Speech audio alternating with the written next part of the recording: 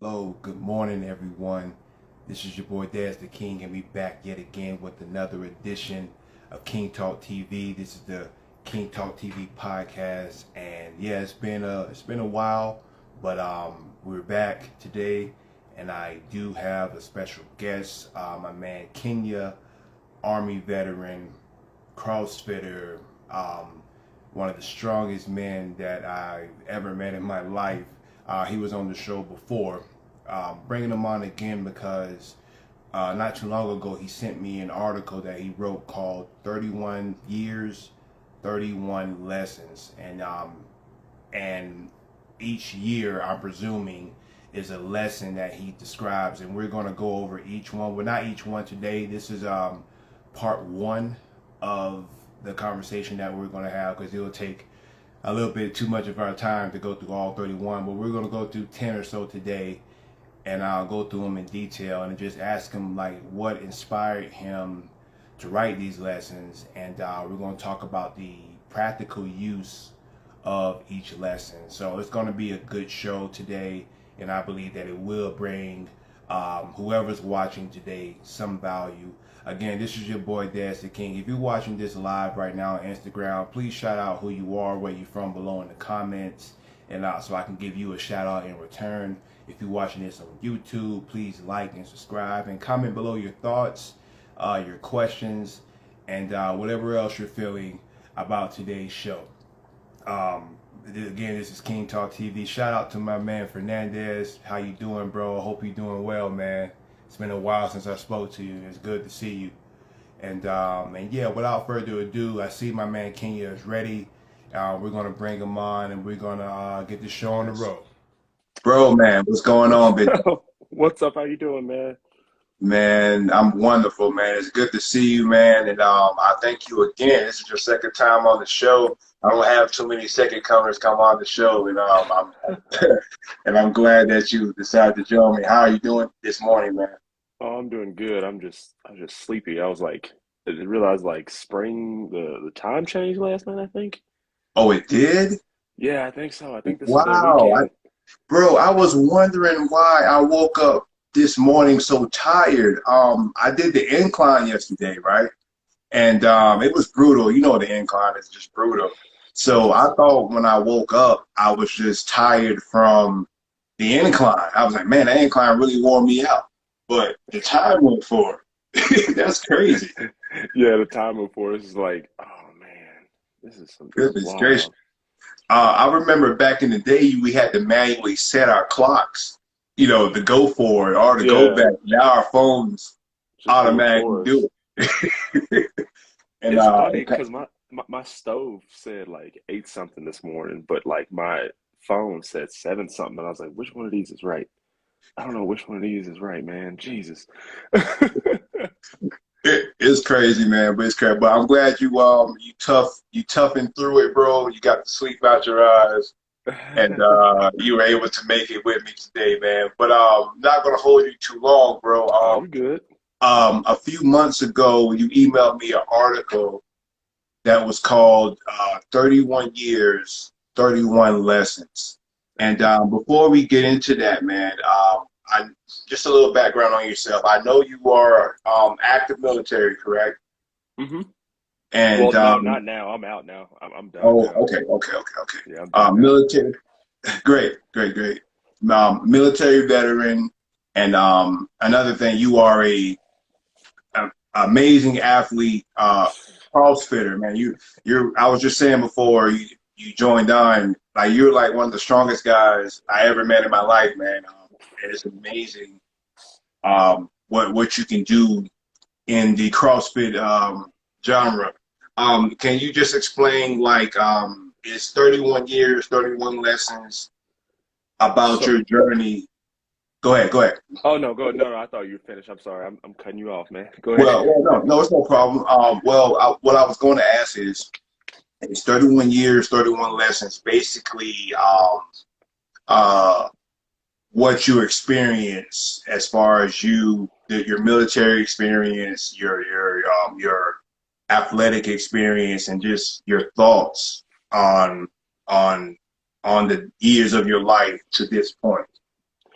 Yeah, so it's funny because I used to always carry this Army notebook with me, either a tan one or a green one. And I think a few of my soldiers, they always ask me, "What are you writing down?" Like, I'm just writing down my thoughts or what we did and what we can improve on, et cetera, et cetera. I was always told, like, early in my military career to, like, keep notes on stuff, like, have a record so you can go back and go, "Man, this is how far I came," or, "Man, this is, what I learned in this short amount of time or this long amount of time. This is how I, like, grown and developed as a person." But not all of them. I think like 28 of them I had written down from across 15 years. I think because I started 2 years before I joined the army, and I just always wrote down how I felt, but I didn't understand until about 28 years old to 30 years old how important that stuff was or what it actually meant. I had like this aha moment at like 28, 30, and just, went back and forth. And I was like, you know what? I'm 31 years old.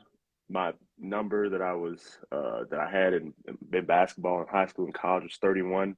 I'm like, let me write down all these things I've been thinking about. So there you go. Wow, man. And it's really cool, bro. And you actually low key inspired me to like maybe I need to structure something like this myself. And well, first I have to backtrack. I have to catch up all the way to 33.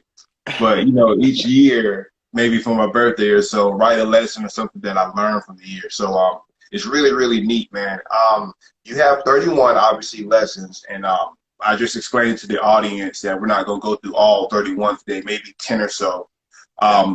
And hopefully we can have you back on to finish up the rest. But let's just quickly get into the first lesson, man. And if you're watching right now, please ask a question, leave a comment below your thoughts on each lesson as we progress through them. But the first lesson we have here is love hard, heartbreak is necessary. And I'm going to read through your comment here. It says, funny enough, we all have serious and not so serious relationships. And we find ourselves at the helm of others' expectations and desire of us and for us, lest we do not forget our own expectations and desires. When and if that courtship ends, it hurts, burns, and seems to leave us changed forever. Probably so. And I say through experience that it is necessary and it creates a more educated and vulnerable person for the next human you choose to give that gift to. And I found that one fascinating, man. My first question about that lesson is, in your opinion, why is it necessary for love to be so hard? I don't know, like I've had my serious relationships in my life, and I was married for 8 years, got divorced, and it wasn't due to anything that I did. Just put that like out there. It was like infidelity on the other part, and like that hurt me, and I stayed there for 6 years because of like my son, and I realized that over those 6 years, I slowly fell out. I not slowly fell out of love, but I taught myself to get out of love. And in falling in love with somebody that hard at that young of an age, man, I learned. I didn't know it at the time, but I learned so much about myself, what I do and don't like, and what I want and don't want, and the level of expectation that we have on other people. And when you have that level of expectation, or you have that level of like, oh man, I think this person's supposed to do this for me and that for me, you realize that people are fallible. And when you realize they're fallible, you also realize that you can't put expectations on people. Like, you are your own expectation, you know? Yeah, trying to I guess outsource. How can I put this? I read a quote the other day that everything that we desire kind of comes from within. Everything that we expect from ourselves and all our accomplishments comes from within ourselves. And when we try to place that expectation on other people, more than likely, like you said, people are fallible. People are going to make mistakes. And when we place so much high expectations, more so on other people than on ourselves, it usually is going to find us let down and hurt. Correct? hmm Yeah, the person that actually told me that was like one of the most recent things that I had really learned about myself, because I went through a lot of therapy. But Savon, he sent me his phone number and we talked on the phone for like 2 hours, like no shit, 2 hours. and like he just gave me a whole bunch of little bits and pieces that like were really important because he made himself from seemingly nothing, started with CrossFit as a media guy, and he told me that one little nugget. He didn't say it in those exact words, but I like expanded on it in my own thoughts. But yeah, I loved it. Like it was pretty cool.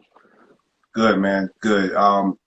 Another one I wanted to ask about that lesson is one better off never going through heartbreak and finding love than someone who goes through heartbreak and then finds love?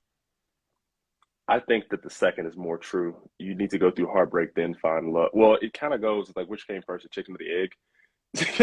Like you gotta know what love is to lose love and then keep going because if you think about it, you are your mom's first love. You really are. And in saying that, she's never gonna love anybody else the same way that she loves you. Like she can say she loves your father, she loves her brother, but you were inside of her 9 months and she just and at some point at like people don't realize this. I learned this in the army when on my first deployment. I lost a really good friend of mine that everything will eventually break your heart. It will. And you need to prepare yourself for that because you're gonna have this job or whatever your career is, you're gonna stop doing it because you're going to get old or you're going to move on to another career. You're going to break that employer's heart. That employer might say, we don't need your service anymore. You break your heart. Same thing with people. They're going to come and go. We're all attuned to the same two things. We're going to pay taxes and we're going to die. So the sooner you realize that, the better. I agree. I agree wholeheartedly with that. Man, thank you for that. Let's go ahead and go to the next lesson that you have here. And lesson number 2 is take not one thing for granted. Take not one thing for granted. And here's your quote on that. Quite often throughout my life, I never realized the importance of people or things in my life. And once they left or were no longer within grasp, I felt as if I did not give them their due diligence. Easily avoidable, I know, with all the externalities of life and constant stimulation. We tend to put the little things out of purview. I'm here to say nothing is promised forever, and we should treat them as such, especially people. Can you provide one thing that you took for granted? Oh, my youth. Like I learned like from starting CrossFit at a later age, like 27 years old, 28 years old, that like I didn't do everything to the level that I should have did it when I was 17 years old. Like I didn't have a male role model really. I had one. His name was Kendall Dancy. I had one male role model, and he wasn't my father. He didn't live with me every day. If he had done that, if he had like took me in his house, I'd probably be a vastly different person. But he played overseas. He played Division I basketball, then went overseas and played for England for like 7 years. Made quite a bit of money. Came back and essentially gave it all to the community. But he he taught me that I should do everything that I take a stab at 100%. Give it 100% of myself because if I don't do that, then I'm gonna sit back like I am now. I'm 31 years old. I'm like, man, if I'd have ran a few more ladders in basketball, if I had have actually walked around with a basketball in my hands where my hands would have been back, I'd be here doing this, or this is the choice I should have made. So that's kind of where that came from. Bro, man, I have to say, if you were to ask me the same question, that my youth will be one thing that I regret wasting. I'm 33 now, and you said you started exercising when you were like 27, right? I didn't pick up a barbell till I was 28 years old. 28. I didn't do it till I was 30, bro, till I was 30. And of course, I'm not trying to make this all about me, but of course, I did play a little football in high school and basketball. But even back then, man, I didn't train, off the outside of practice. I didn't make myself better or go to camps or anything like that. I was just, while I was at school, that's what I was doing. And now me being 33, I am a Brazilian Jiu-Jitsu blue belt now, and I do CrossFit at the same time. And I'm just at the peak level of my athletic ability. And I think like, man, boy, if I've been doing this a whole life, bro, where would I be right now, man? I could be as strong as you, man. Man, most of that stuff is genetics, man. Like I'm not gonna downplay myself with how much work that I put into it because I spent, you know, thousands of dollars on like a home gym and massages, all these different things, trying stuff to get better at this one thing, this one CrossFit thing. And it's funny enough that like yesterday I was in the hospital. It was funny that we Wow. had this today. Yeah, I was going into renal and heart failure. What? Like it was, yeah, they were lower functioning. Yesterday? Like they dropped substantially yesterday. I was like, it's funny because like for a year it's been hard for me to breathe, like really hard. And then like the past 2 weeks it's been really hard for me to catch my breath. And after doing the open, I like am pushing to like 90, 95%. And like I think 2 days ago I couldn't catch my breath for like 5 hours almost. I got home, yeah. I seen something on your story Yeah, when you yeah. was on your knees. What I did you tore What did you say then? so I tore my meniscus 2 days ago in my left Oh, knee. okay. Yeah. So that happened and then That's a different. yeah, in that picture I was like, man, I can't because I'm sickle cell anemic and I'm up here at altitude doing all this stuff and I'm like, man, Jesus, I'm tired. I was like, I can't catch my breath. And Ann, I think she's watching this now. That's my gym owner's uh, wife, and she was like, "You don't look like you're good." I'm like, "I'm not good. I'm not." And I just walked out of the gym like normal, sat in the car for a little bit, kind of got relaxed, and I went straight to the hospital because my fiance was like, "Yeah, you need to go to the hospital, man." I'm like, "Okay." I was in the hospital for 9 hours yesterday. They were like, "We're gonna admit you because your CK levels are really high and you like have an abnormal rhythm on your EKG." And I'm like, "All right, cool." So yeah, Wow, bro. yeah, yeah. Wow. And here you are, 8 o'clock in the morning, with a smile on your face, man. Like nothing's going on, man. The worst thing you've ever been through is the worst thing you've ever been through. So I can compare the things that happened to me today to things that happened to me way back when, and I'm like, at least I'm not cold and wet and hungry. Wow, man. I had no idea, bro. I had no idea. But are you feeling better now? Like, how do you feel right Oh, now? yeah, yeah. They put like 3 IV bags in me, gave me some steroids, like prednisone and stuff, so I'm breathing fine. And they were like just drink whatever you think is a normal amount of water. I need you to double that and toss some like Gatorade and salt on top of it. I was like, all right, cool, I can do that. That's easy. Because Bro, man. Uh-huh. I did 22.3 Friday, tore my meniscus during it, and wasn't able to finish it. Then I turned around and did it yesterday and did it in 7:38. Because I was like, nope, I'm not wasting a year of work to not finish this. So yeah, that's why I ended up in the hospital. But go ahead. Wow, bro. Wow, man. You really are Clark Kent, man. I wish. One day I'll die. It'll be all right. Man, that's crazy, man. I have to interview your wife and ask her how she feel about doing all this to yourself one She's mad. She's mad all the time. day. Yeah, she's mad. When I came home, she was like, "What did you do?" And then I was like, "Yeah." She kind of put me in an ultimatum. She was like, "I'm cutting you off if you don't go to the hospital." I was like, oh, "Okay." So I took my ass to the hospital, and then she just sitting there worrying all day, like, "Oh my God, are you okay? I didn't know it was gonna take this long. What's wrong with you?" I'm like, "I'm messed up. Everything's bad." Like, what do you mean? Like, I function at like 50% of what a normal person's supposed to be at here. Right, right. So I Man, though, was, that's wild, man. That's wild. But I'm glad you're well, man, and I'm glad you are out the hospital and moving around. That's great, man.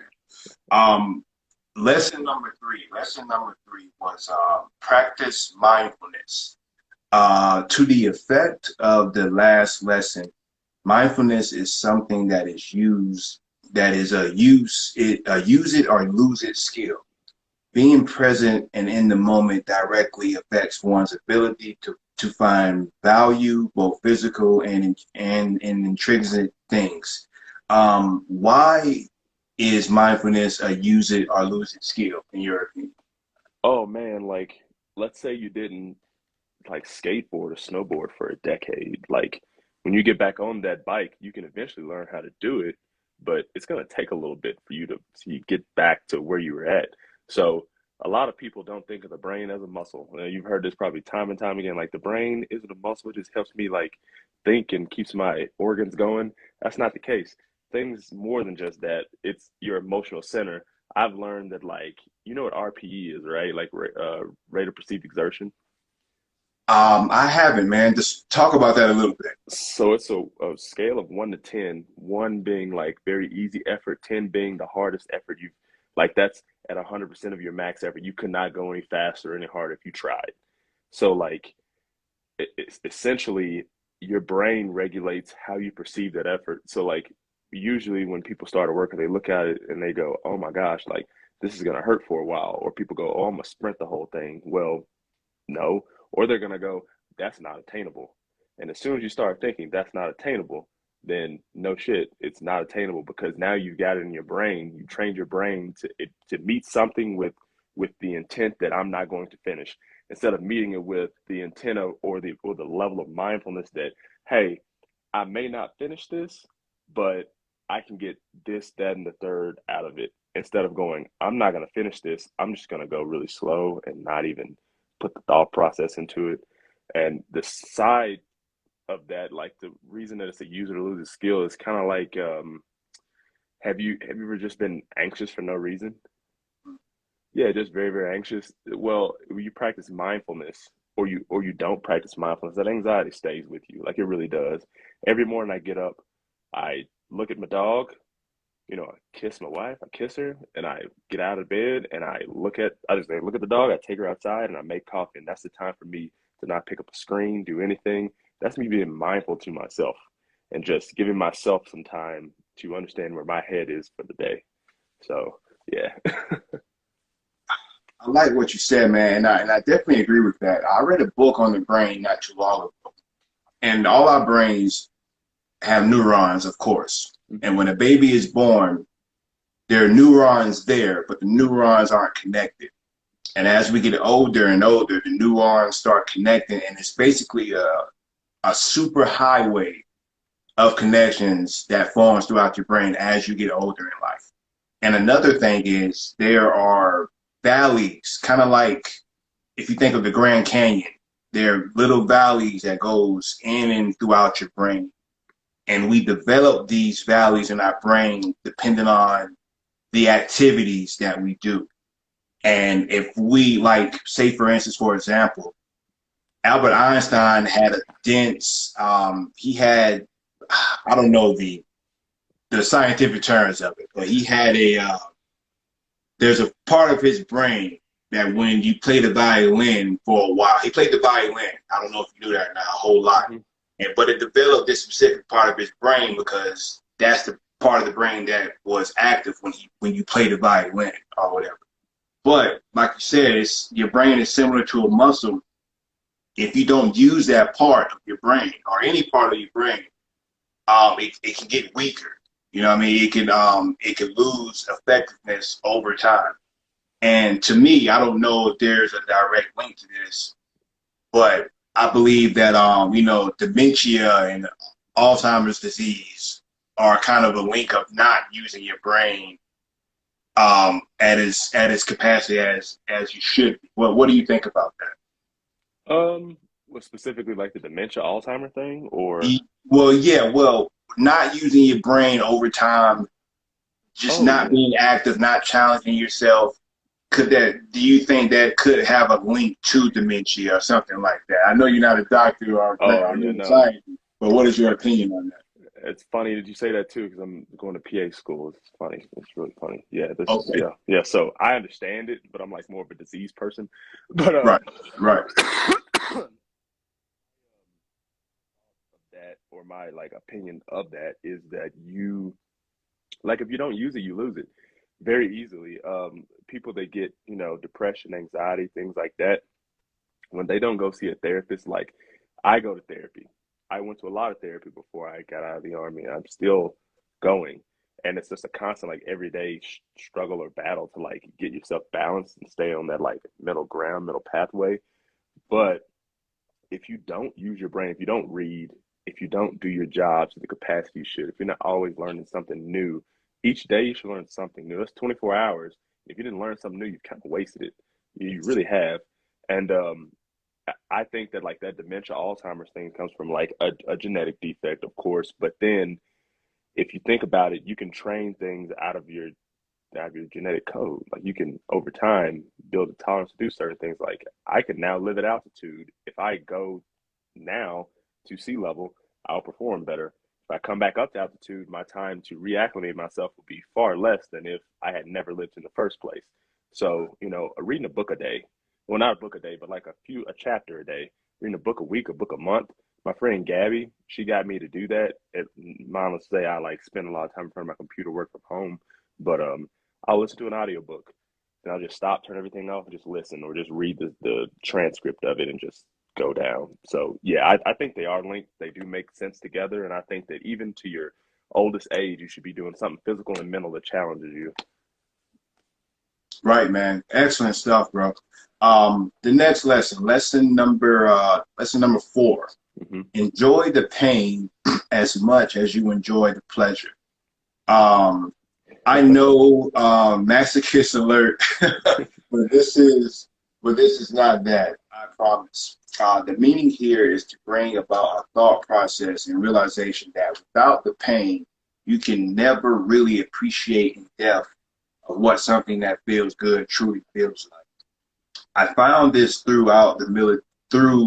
I found this true through military training and my fitness ventures. The feeling you get when something hard has been done and you can sit back and appreciate those feelings is second to none.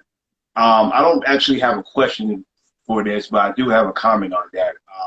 There's a book I'm reading called Unshakable Foundations, and it's a philosophy book that basically it's a philosophy book on the law of non-contradiction. And the law of non-contradiction is based on first principles from the school of Socrates. And it basically states that a thing can't be true and false at the same time. So basically it kind of debunks the theory of relatively, and it supports absolute truth. And what I'm getting into is that we basically, like you said here, we don't know, we can't appreciate, what did you say here? We can't appreciate in depth of what something good feels like unless we go through pain. And in the real world, we don't know if something is good or bad unless we can compare and contrast it to each other. So we don't know what a crooked line looks like unless we have a straight one next to it. You understand? Mm-hmm. So there are these foundational roots of truth that's all over the world that's the only reason why we know what good and evil is, what good and bad is, what pain and pleasure is. If we didn't have that measuring stick, we would be lost. We wouldn't know what is what. So what do you have any extra thoughts on that? I mean, yeah, you should do something every day that makes you feel uncomfortable. I don't care if your uncomfortable thing is going to speak to some random person and just say good morning, do that. That's your hard thing for the day. If it's okay, like my one hard thing is getting through my last workout of the day is the worst thing on the earth. Like I can tell you, like having to go into my garage and pull out, I know it's something with a rower or some type of monostructure machine, and I'm like, man, this is going to take like 30 minutes, or this workout's going to be like 20 minutes long, and it's just going to really, really suck. And I have to just keep moving.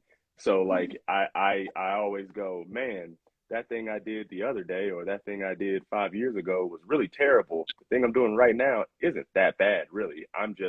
My brain, I think Ben Bergeron put a post up yesterday with the screaming kid. He's like, life can only be as bad as you make it. Like, it's like you literally are a sum product of the things you've been through in your life. And in saying that, you can control your level of fear, anxiety, response to a thing if you understand what the other thing feels like. It's like if you've ever broken a bone or you've ever hurt yourself or been extremely exhausted to the point of like, I'm gonna pass out, and then all of a sudden a day comes around where you don't have to do anything and you're just sitting like in your most comfortable, pleasurable place ever, and you're like, man, this feels so much better than what it would have felt like if I hadn't done that hard thing a day or two ago. Yes, man. And does that prepare you for your competitions too? Pushing yourself I know at least with me in jiu-jitsu, when we're in class and we're rolling, man, and we're going like 5, 6 rounds, I'm exhausted and like crazy. Yeah. But I actually have a competition. I would like for you to come check me out, man. I have a competition on the 26th in a few weeks in Denver. If you're In free, Denver? yeah, in Denver. So if Yeah, you're I'll free, be here. I'll be here. I'll come. I'll come. If you tell okay. me all the information, I'll come up there and watch you roll around and strangle people because I used to do that in the army. I used to do like travel around and fight a little bit and do jujitsu. Right, It was right, awesome. bro. Yeah. I would love for you actually personally to come to my gym so I can wrestle with you just to test myself against someone as strong as you are, at People, least. you got to let me know. A lot of people go, "Oh, I want you to come to the gym and do this and other," and I never hear anything back from them. They're like, "Oh," and I'm like, well, I'm not gonna change everything if you don't tell me. Right, right. I'll definitely let you know. I'll definitely let you know. But just going back to your lesson here, but you're exactly right. Experiencing something that's really, really hard, just getting through something really, really hard can make it so much easier in the future when something comes around that's really, really challenging again. So it's important to put yourself in uncomfortable situations, right, to make yourself better.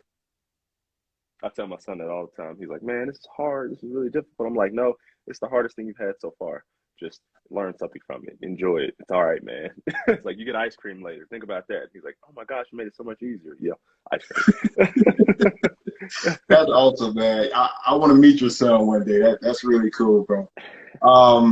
We're about halfway through here. Hmm. Lesson number 5: two wrongs never make a right.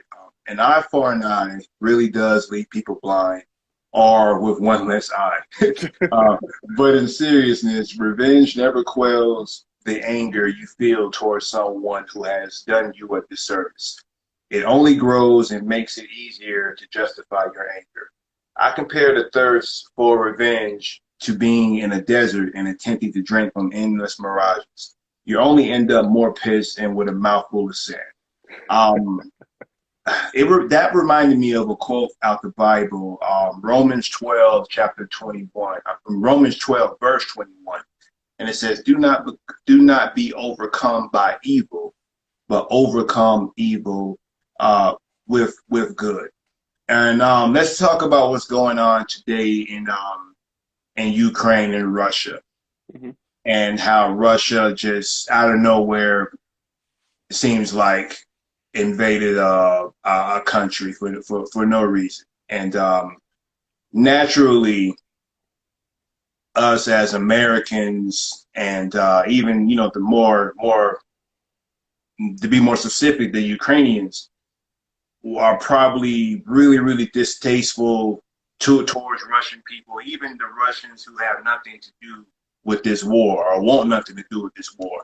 Just because you're Russian, you're a target. You have a target on you now, but from a Ukrainian perspective, and they have every right to want to get revenge on them and maybe hurt some Russians for what's going on over there.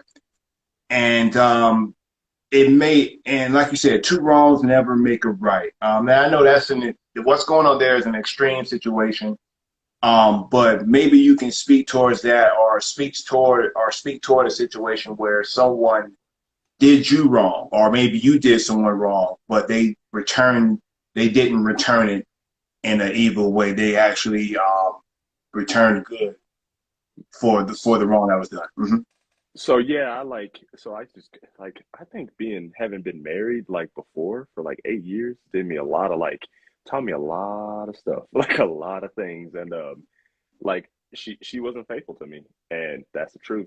She admitted it, and she admits it to me today. She's like, "Yeah, I'm the reason that didn't work out." And I went, "No, you're not specific the reason it worked out. Like you did something bad that hurt my feelings really badly and made me not want to trust people. But at the same time, I had to also make a choice to like not get over it. Like I just that's not something I can get over, and that's just my bad part of it. But like for all that stuff that happened, I never stepped out and went, you know what? I'm just gonna sleep with somebody else too. Didn't do that, and I'm so glad that I didn't because that makes me feel like I have a level of self discipline that nobody can take away from me. Like you can't. take that from me. Like getting up and going to the gym every day. Like for the most part, every day I work out for like 4 to 6 hours confidently. And I get up and I just do it. And the hardest thing is getting up, putting on my pants, putting on my socks, and then I'm like, last step is the shoes, and I'm like, man, shit, guess I got to do this now. You know, going in and doing that, but she, that relationship taught me how to kind of forgive people for what they've done. And if you can meet some bad or a whole lot of bad, which is a little bit of good, man, it will change the outcome of the situation. Like I think 10 times out of 10, I think every time, you know. Mm. Man, that's great, man. I'm so happy that you had that control, you know, to not do that, man, because everyone doesn't have that, man. I mean, most people don't have that. You know, most people, if they're done wrong, they're going to go out their way to do wrong to that person or to that group. And it's really not worth it, man. It's not going to make you feel better. In the short term, it may feel like something, but as you just said, long term, you're looking back, you are extremely happy that you didn't do that, man. And I'm happy that you didn't. That's very inspirational to me, and I'm sure that's going to be inspirational to other people that hear this. So that's really great, man. It's really great. We can move to the next lesson, lesson number 6, and it says, perfect practice makes perfect. My son, you just talked about your son a second ago. My son has begun his athletic career in similar footsteps to mine, and it frightens the hell out of me, but provides the opportunity for me to teach and enjoy him learning.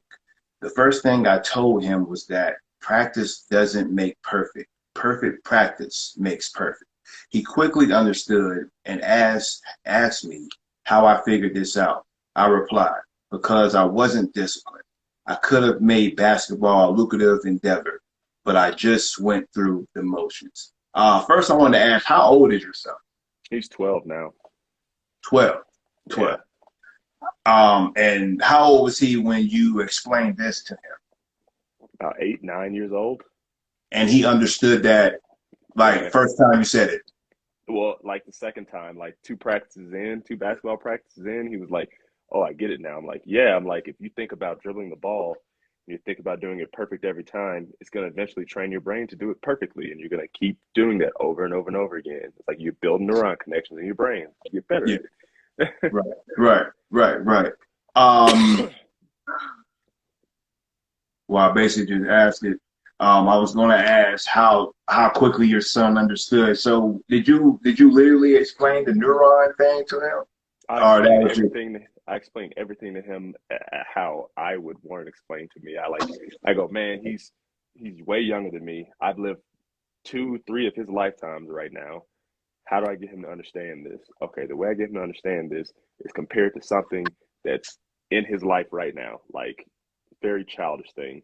And then I slowly graduate into how my brain thinks and the more adult-ish things, not too inappropriate, but like, hey, you know, this is what your brain is doing. This is how you're learning things. Like, this is how it's easier for you to learn things than it is for me right now. And he kind of went, oh, man, that makes sense, Dad. I'm like, yeah, a little bit. I'm like, first time you ran wasn't easy, was it? He's like, no, it wasn't. Like, but we kept running and it got easier, right? He's like, yeah, or I just got in better shape. I'm like, that's what I'm talking about right there.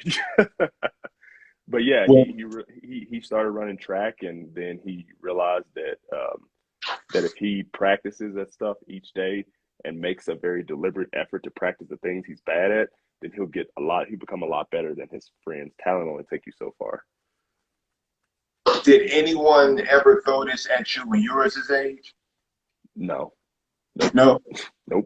Nope.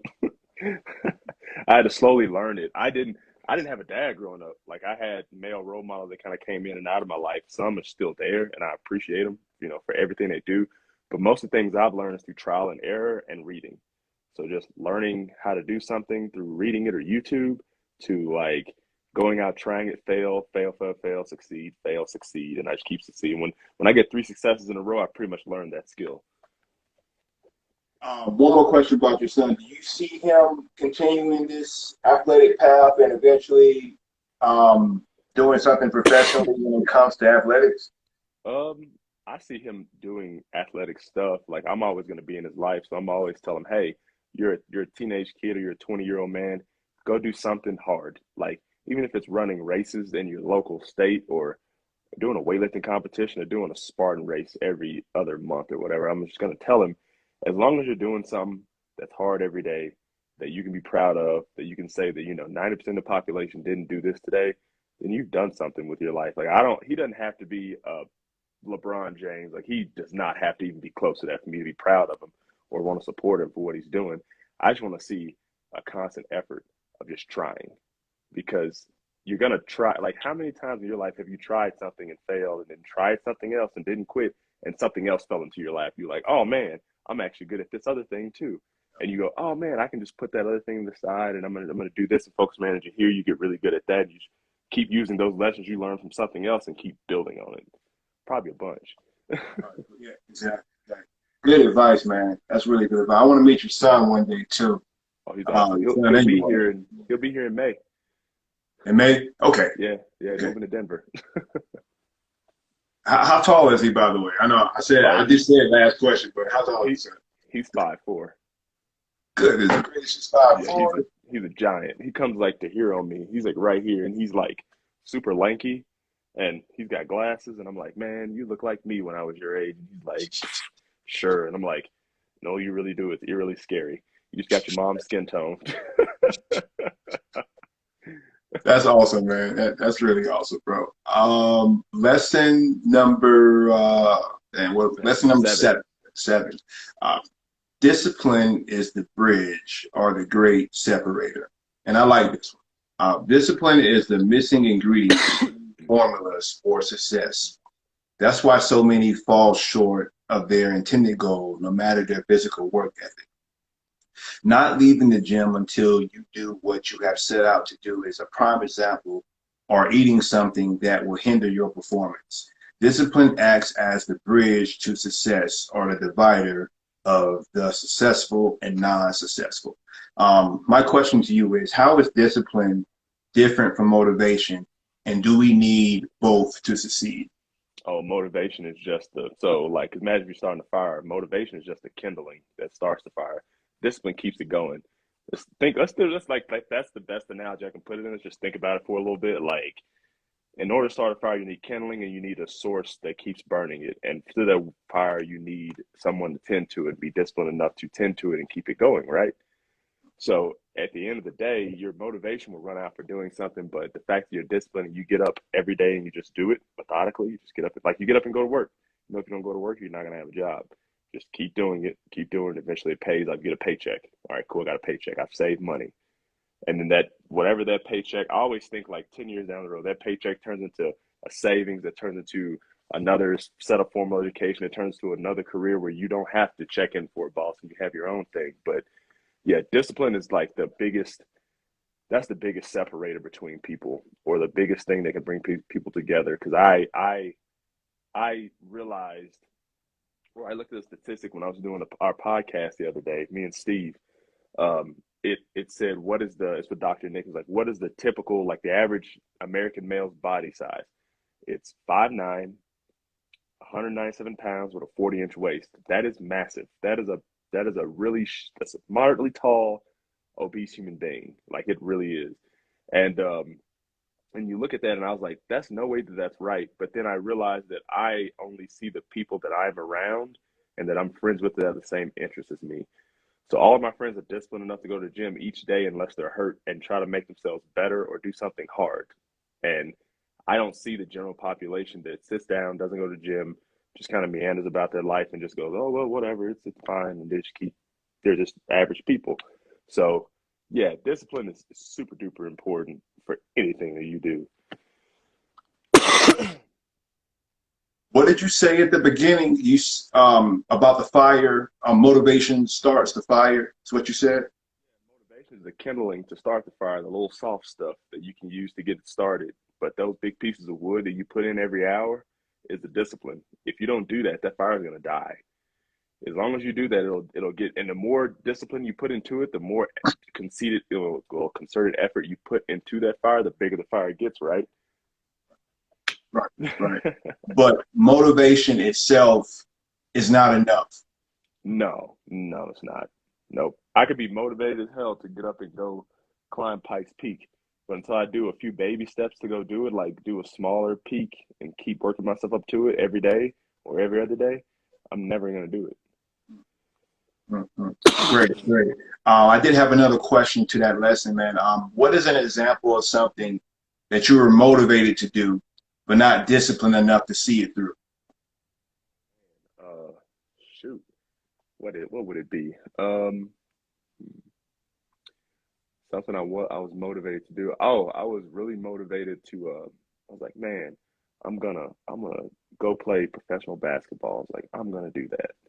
And I was really motivated to do it. I was like, I want to do it, I want to do it, but I didn't know what it took to be that good, how much sacrifice and how many things you had to give up to be at that level. Like the nights that I was in college drinking instead of sleeping, and my other buddies that I have a couple of friends that ended up going to the Euro League, like they went to sleep. They ate breakfast, they went to class, they went to practice, they stayed later than practice and they just kept shooting and kept working on things they were bad at. Look at where they're at now. Look at where I'm at. It's totally different. And that's one of the things I think I was really motivated to do, but not disciplined enough to follow through with. I didn't have this question written down, but it just made me think about it. Would you rather be playing basketball or doing CrossFit? Which one? Uh, Basketball's easier. Well, It's way like from somebody that played at a somewhat high level of basketball. Basketball is it's three dimensional in its own right, but it's really like two dimensional. This person's moving in front of you, you're trying to get past them, put a ball in the hole, or get it somebody else, put a ball in the hole, and you just have to have good cardio. That's it. You don't have to be that strong to be good at basketball. Like John Morant isn't that strong. He's just really quick and he's got the right body type and he's athletic. That's it. Um, but CrossFit, man, I have to be a good runner. I got to be a good rower. I got to be a good weightlifter. I have to be good at gymnastic stuff. I have to be able to pull a whole bunch of weight, push a whole bunch of weight, and you don't even know the test for CrossFit, but you know the test for basketball. It's dribble down the court, put the ball in the hole, go back play defense, stop to put the ball in the hole. CrossFit is a whole other thing because it's not a CrossFit's mostly an individual sport. And it's between the 6 inches between your eyes and your ears. So if you don't have that together, it's kind of rough. right, right. Basketball is probably way lower impact on your joints and body long term as well, too, right? Knees. No, actually basketball's worse. Oh, really? Like really it's worse. Yeah, because you're on a hardwood floor and you're leaving the ground and landing Yeah, and man. running on a hard surface the entire time. CrossFit, you do some double unders, that's low impact. The heaviest thing you do is a snatch or clean and jerk or deadlift on your back. That's it. Because a Hmm, rowing, any monostructural machine is like zero impact on your joints. really? Okay, Yeah, yeah. I didn't consider well, I guess it's obvious. If you're jumping up and down as high as possible Hmm. for 48 minutes, that can wear down your knees and everything. I can see that happen. So yeah, yeah, awesome, man. Awesome, awesome stuff. Almost finished here, man. We're on lesson number 8, and it says, "Don't be afraid not to know."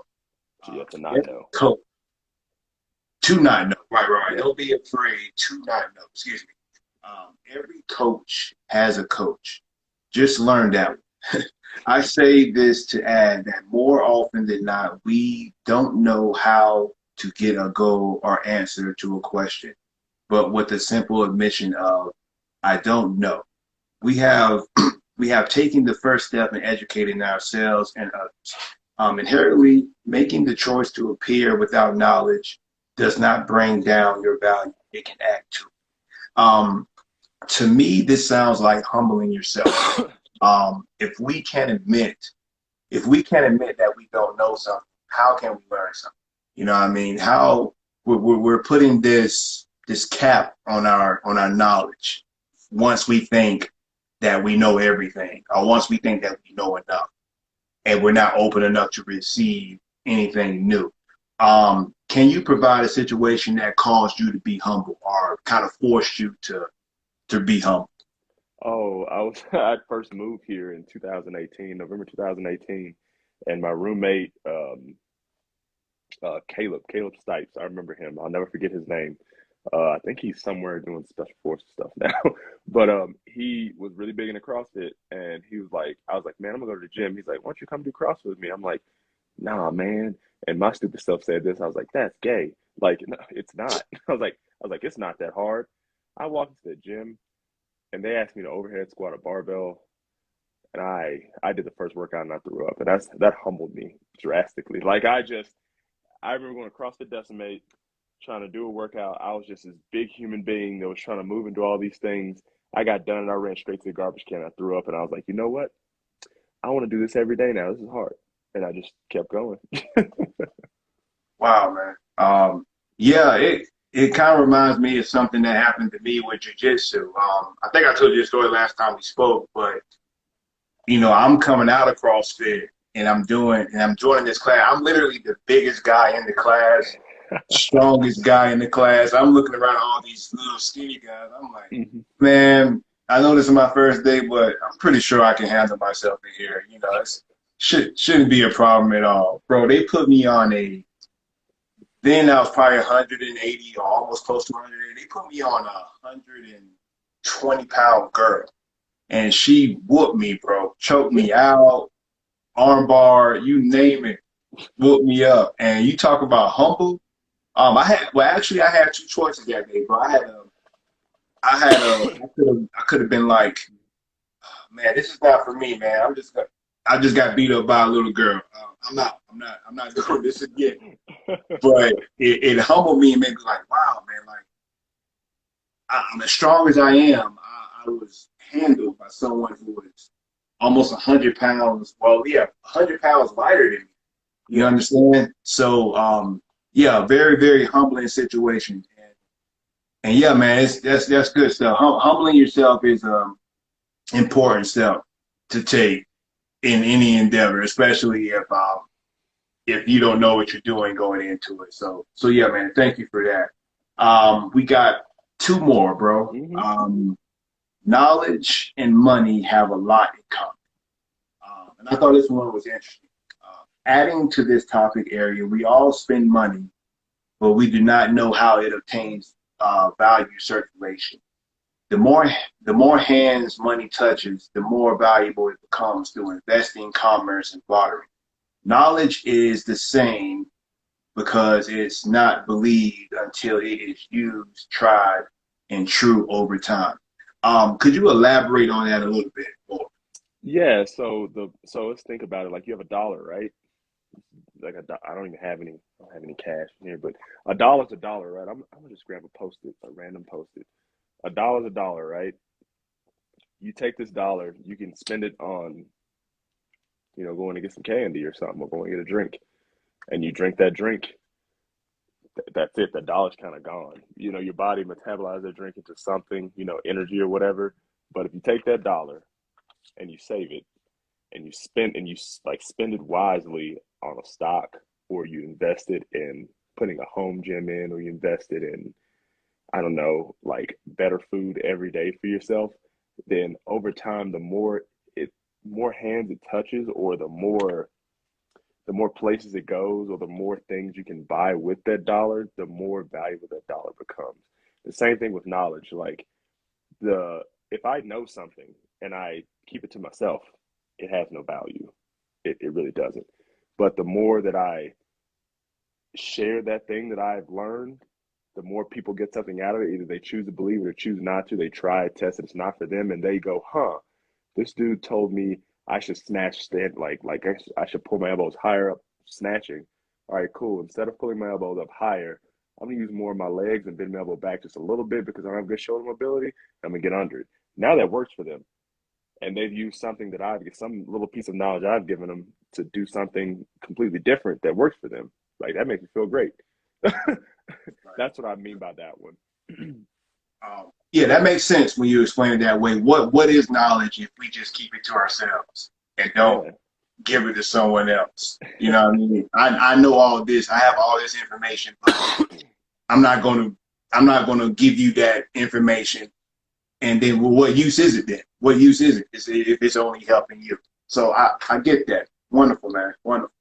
Um, Last one for today, man, and then we could wrap it up. And looks like we finished in a good time. Last one, lesson 10.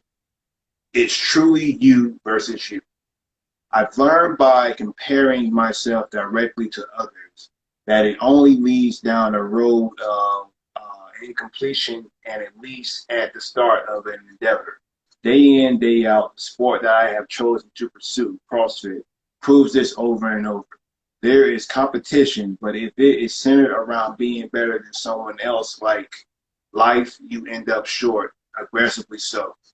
When you compare you to who you were yesterday, last month, or even last year, then only progress can occur. Good, honest progress. Can you tell me or tell us about the person or persons other than yourself that you compared yourself to in the past?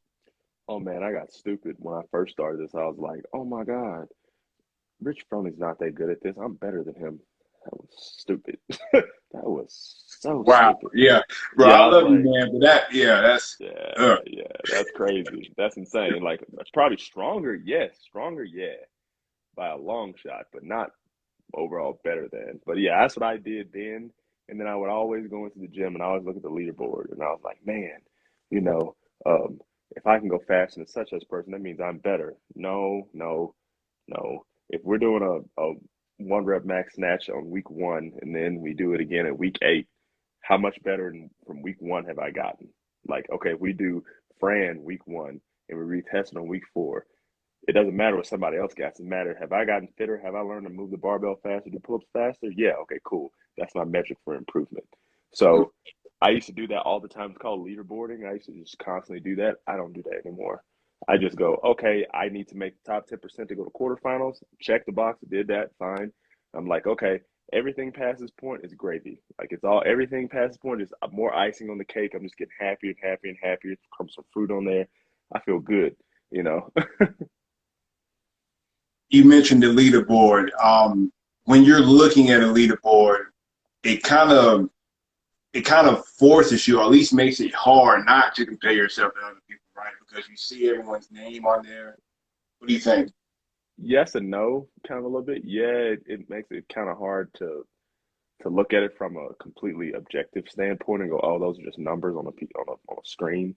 The other part of it is that that person, number one, has not lived the life I've lived. Number two, they are not performing in the same environment I am. Their life is not exactly like mine. That's the third one. And number four, I'm at so many disadvantages that my scores aren't reflective of what I am able to do if I were healthy. Like every day that I work out is the worst thing ever. Like like literally it's the worst pain ever. I'm like, man, it feels like knives under my skin. It's like just relax, it's gonna be okay. This is gonna pass. It's gonna be over with very quickly.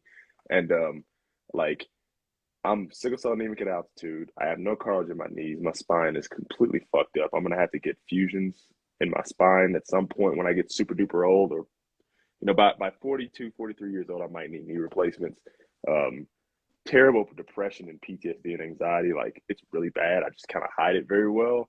And all these things, plus being at altitude, I'm still able to do the things that I am able to do. I can tell you right now, last year I was not proud of myself. I should have been because I overcame a lot of stuff then. But this year I'm very, very proud of myself and all the work that I put into this thing. It really genuinely has nothing to do with the outcome of it. Yeah, I want to make it to quarterfinals. Yeah, I would love to make it through quarterfinals and do a semifinal event if that's in the cards for me. But the fact that last year I was like 26,000 and this year I'm probably going to be like top 10,000 in the world is really good. Like that's a success block for me. So just like check it and be happy about it. Um, uh, Amazing, man. You are an inspiration to me, bro, man. And it would be fruitless for me to compare myself to you, man, because like you're on this level and I'm on that level. And I'm not saying that your level is higher than mine or mine is higher than yours, but we're on different levels, and it's not like a hierarchy of levels. It's just we're at different places in our lives and we're going through different things. And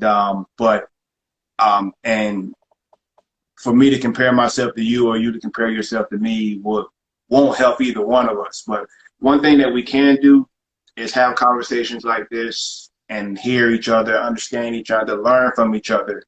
And through that, we can make each other better, right? Yeah. Yeah, just stewardship. Like, be a good steward, like, to the thing that you're doing.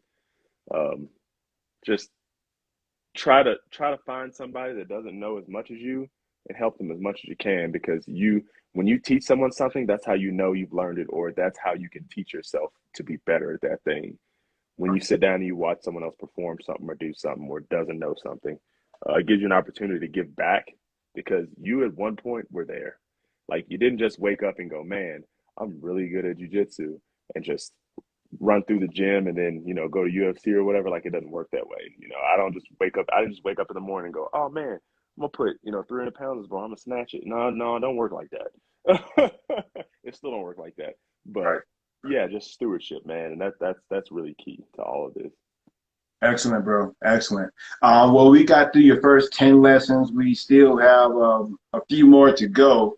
21. So I would love to have you back on for part 2 and maybe a part 3 to get through all the rest of the lessons. But this is, I think, a great way to end part 1. Is there any other bonus lesson off the top of your head from this conversation that you can point out right now? I know that's kind of tough, but No, read and read often. One book that really changed my perspective on all this, actually 3 books. The first one was Endure. I forgot who it was written by. I don't. It's called Endure. The second one is How Bad Do You Want It by Matt Fitzgerald. And then the third one is Can't Hurt Me, is the David Goggins book. If you can I read sit that. down and if you can sit down and at least put them on audiobook and give them a listen through, it'll change your perspective on a lot of things if you're educated enough to sit back and acknowledge your own faults or flaws and learn something from it. Excellent, man. Excellent. Yeah. Well, bro, man, we're going to wrap up this part 1 today. Kenya, man, thank you so much for your time. I didn't know about the time change going forward. I know that was brutal. For me, at least, it was brutal. I woke up like, yo, why am I so tired? But man, thank you, bro. Thank you. And how can someone get in contact with you, man, if they want to speak to you or connect with you? I'm on Instagram. It's if_Clark Kent was_BOK. If Clark Kent was black. That way, we have a podcast. It's called Not All Black and White. Me and Stephen Holt. We put up an episode every week. It's on Spotify, YouTube, everywhere, iTunes. Or just look on my page, and then my email's on there. You can always send me a message. Awesome, man. Awesome. If you're watching this on YouTube, please give me a like and comment your thoughts below. Hit my man Kenya up on his platforms. And Kenya, man, thank you, bro. And we'll schedule something for part 2 soon. And I can't wait to have you back on, man. But thank you. All right. I appreciate it. Let me know when your tournament is, and then I'll come to your gym and wrestle with you for a while. Yes, sir. Yes, sir. I can't wait for that too, bro. I can't wait for that. But God bless you, man. And God bless your wife and your kid. And we'll talk soon, bro. Thank you. I appreciate it. Have a good day. You too, man.